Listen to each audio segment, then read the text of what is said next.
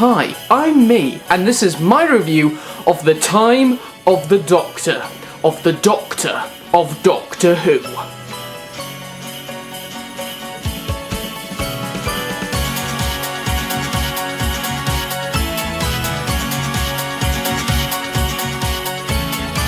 Merry Christmas.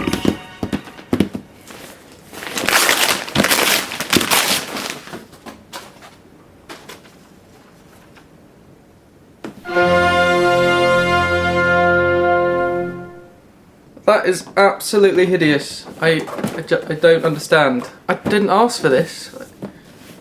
Firstly, I think we should probably address the cosmic regenerating elephant on its final incarnation in the room. So it turns out the 11th Doctor is in his final incarnation thanks to John Hurt's War Doctor and David Tennant literally not wanting to go. I'm not happy about this, Stephen.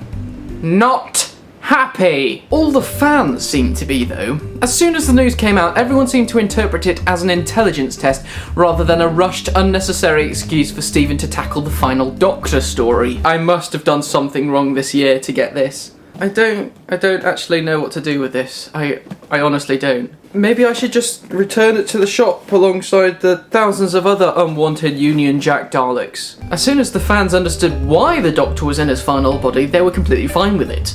Well, no, that's not why it's rubbish. Here's why it's frankly rubbish. You'll occasionally find yourself introducing a friend to Doctor Who, and it's a lovely experience seeing them watch it and enjoy it, and fall in love with it for the first time. Naturally, as a professional nerd, you will act as their personal Doctor Who Wikipedia.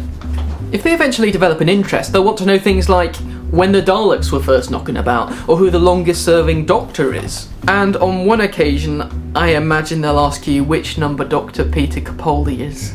Because they'll probably be confused as to why people are saying here and there that Matt Smith is on his 13th life when the general public perceive him to be the 11th Doctor.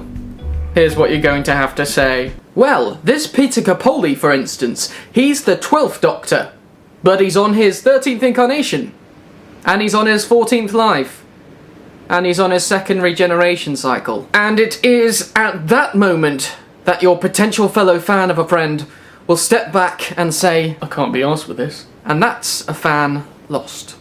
People don't seem to understand that because they already have an invested interest in the show, so it doesn't matter to them too much. But it will undeniably put off potential fans if they find themselves in a situation where they have to go back to previous stories from years ago just to understand a character's current mortality status. I can't imagine this move has made any new hardcore fans. It's only pleased those who, as I say, are already invested in the story. And to those of you who are saying that Moffat is actually doing a service to the show by getting the limit out of the way and allowing the show to move forward, that's ploppers! It's every writer's dream to write for such an event, and if you see it as a hindrance rather than a wonderful opportunity for great storytelling, then there's a serious problem with your imagination. No, it feels very much as if Moffat is taking the cake, eating it, and then rubbing the remains all over my face. The best way for this story to have been told would have been to be patient and play it out naturally, rather than throwing in a new incarnation and using a cop-out regeneration from 2008 that hardly any casual viewer remembers now anyway. Creatively, it's selfish,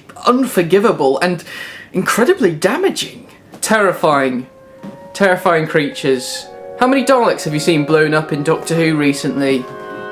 And how many people have they actually killed on screen? Do I break it? The plot was pretty solid throughout, though there was a lot of Clara coming and going, which felt a bit messy at the time, but I suppose it was necessary in perspective. As for the aspects involving the 11th Doctor playing the final Doctor, it certainly, no, undeniably needed more emphasis. But it did an alright job in its execution, and the way around it didn't feel like a cop-out considering it was something established from 30 years ago. As far as Matt Smith is concerned, this was a very good story to go out on. Ah, Matt Smith. I'm not too keen on the 11th Doctor. Don't shoot me! I adored the decision to have him cast when you lot were all moaning about him being too young, and he was absolutely brilliant in his first series. However, it was around his second and third series that I really started to go off him, and there's no doubt that the decrease in quality storytelling and the introduction to gimmicks and catchphrases may have something to do with this. It's like I'm a fan in reverse. Most fans take a while to warm to a new Doctor, but I've never been unhappy with the new casting, and I've always preferred that Doctor in his first series above all the others. I loved how David Tennant was showing signs of being dark, dramatic and brooding in his first series, whereas by the end of series 4 it felt more to me like he was simply being, well, a caricature of his own Doctor. But that's not what's important here. The important thing is, how was Matt Smith in this episode? He was absolutely stellar. I wasn't sad to see him go, and that's purely down to my petty personal preferences, but his performance has never been so impressive. His finest moment for me, and this isn't the moment that most people will pick, I think, was saying goodbye to Handles. His grief at the loss of something he's been semi-relying on and keeping company with for just over 300 years really shows. It's a really touching performance. Maybe I should just burn it. If this was actually in the 50th anniversary special, I would definitely have bought one of these. I would have been front of the queue, but it's not even canon. Thinking about it, it could have been a really bad move to put your leading man in old man prosthetics, but really, this only strengthens his performance. Finally, the old man we've been seeing glimpses of through Matt's time as the Doctor is right before us, and he's never been more believable. And the 11th Doctor's final moments were so sincere and so wonderfully written, even if the return of Amy Pond basically took away the emphasis and importance of Clara's presence. Oh yeah, I almost forgot about Clara. To be fair, there isn't really that much to remember. This past series, she's been completely devoid of unique character traits and has come across as one of the most two-dimensional, undeveloped central characters since the show returned. As much as Clara has improved ever so, and I mean ever so slightly, it still feels like we're a long way from an escape from the return of the sexism of the underwritten companion role, if that makes sense. But I'll go into more detail on this in another video. I don't want to sound like I'm being ungrateful, because I'm sure there's like thousands upon thousands of dying people in poor places in the world that would kill to have a Union Jack Dalek, but I'm just not feeling it, I'm afraid. If I put it on its side, it looks a little bit more like a Union Jack and a little bit less like a Dalek design that has slightly overstayed its welcome. Murray Gold's score is back on track after the Day of the Doctor, and that's not to say that the music in the Day of the Doctor wasn't good. It's just that 90% of it was reused from as far back as 2005. So yeah, Murray's presence is kind of appreciated here. It's a bit important. Not quite as important as, you know, that 50th anniversary special. Also, the titles are still the same and they still suck, and that's pretty much all I have to say about that. Yeah, another side note, where were the Paradigm Daleks? Never mind. I've literally tried every charity shop in my local village and there is nothing. Nothing. Literally no one will accept this. I put this on the street and it somehow appeared back in my house. It followed me home. It knows where I live now. There's no escaping it. And finally, that Peter Capaldi and that regeneration into him.